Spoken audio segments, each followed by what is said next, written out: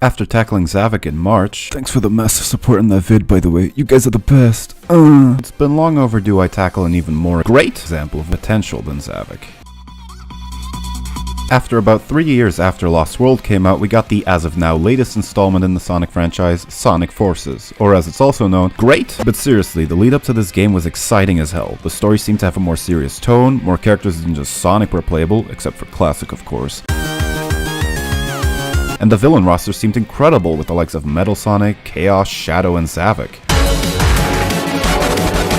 But the most exciting was the introduction of a brand new villain. This guy had everything: cool design, threatening voice, mystic powers, and most important of all, he seemed like an actual threat. So much even that one of the first story details we got was Infinite kicking Sonic's ass, which is a pretty good way of setting someone up as a threat. First impression? Great! Then as we got more closer to the release, we got more clips of Infinite taunting Sonic, his theme, and some boss fight stuff.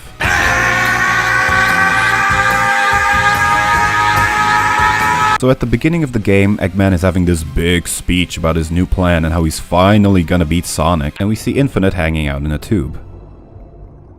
It's me, Mario! Cut to the first level of the game. Green Hill, baby! Hell yeah, I haven't done this in a while. Then after the first stage, Sonic arrives to save Tails and some civilians in the city, when all of the villains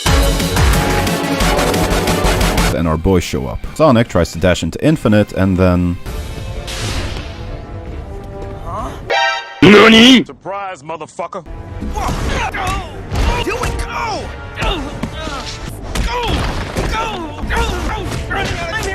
Finish him!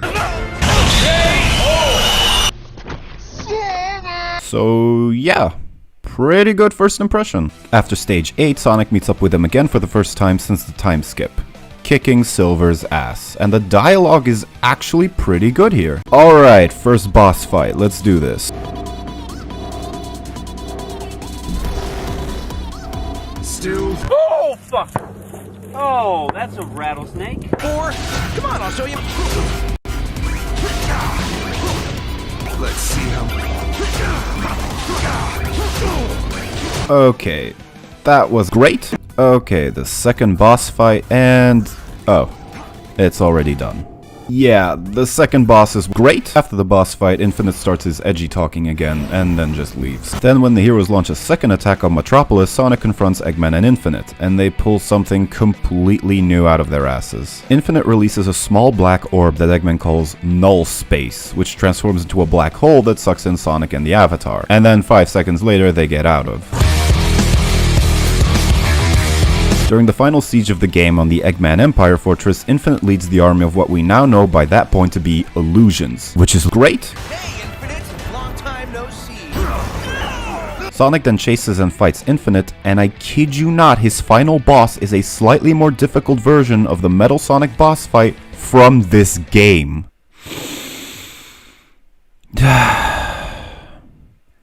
Great, so then Infinite is defeated and gets pulled away to somewhere. And that's Infinite, everybody! Well, that's great. I don't understand how quickly this guy just evolved from the build-up to the marketing to the story teasers to the way the game talks about him and the way he acts.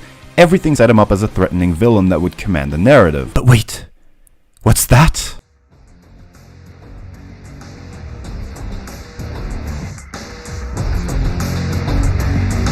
So, Infinite is the leader of a band of mercenaries called the Jackal Squad. One day, they attack Eggman's base when he's vulnerable, but Eggman happened to discover the Phantom Ruby outside of his base after it landed there after all of the events of Sonic Mania. Infinite's team gets surrounded and he tries to attack Eggman but hits the Phantom Ruby, which both shows them the world completely destroyed, indicating they want the same thing.